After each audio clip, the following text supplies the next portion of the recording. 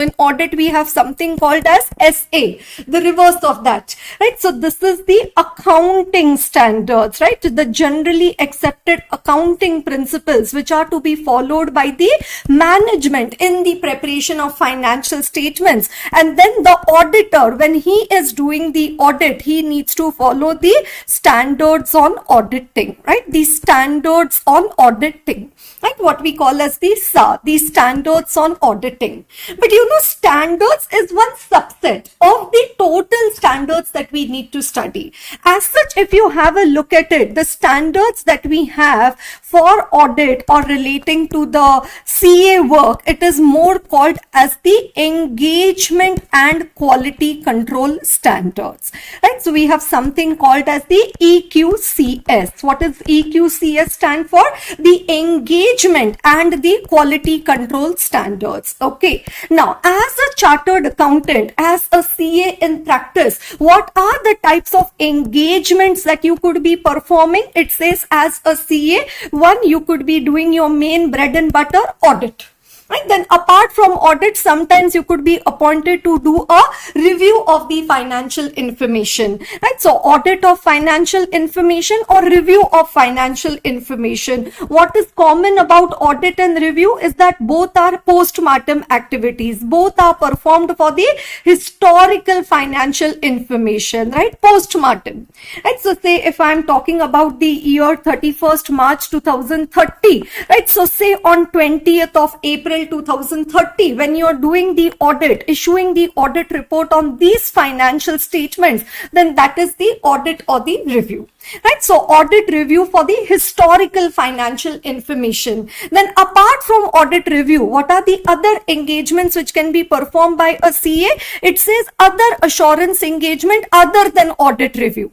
And other assurance engagement other than audit review, right? You might be knowing that in an audit we obtain a reasonable assurance, right? Which is a high level of assurance but not an absolute assurance, right? Whereas in a review, the assurance obtained by the practitioner, by the CA, is called as the limited assurance, right? So just giving you a rough idea over there, right? So this is reasonable assurance, this is the limited assurance, right? Now, if it is an assurance engagement other than audit or review, then it is called as the other assurance engagement. And say it is not an assurance engagement, so it is not giving any assurance, no assurance is being given, then that is called as the related services engagement. Right? So as a chartered accountant, what are the 4 types of engagement that you could be performing? One, you could be doing an audit engagement or a review engagement or an assurance engagement which is other than audit or review, or it could be a related services engagement. Right? So what I've marked in the yellow color, right? What are those? Those are the types of the assurance engagement, right? What are the types of assurance engagement we are talking about over there? Audit, review, other assurance, and the related services, right? Out of that, 3 are assurance engagement, right? So if I further create a bifurcation of the same, and okay, assurance engagement and the non-assurance engagement, right? Assurance engagement and the non-assurance engagement, right? So related services is a non-assurance engagement. No assurance is being given. Whereas audit, review, and assurance engagement other than audit and review, those are called as the assurance engagement, right? Wherein you're giving some confidence. To give an assurance is to give some confidence to the intended users, right? Regarding the financial information which is being checked. Right? It could be historical, it could be prospective, it could be controls, right? Different other assurance engagement also.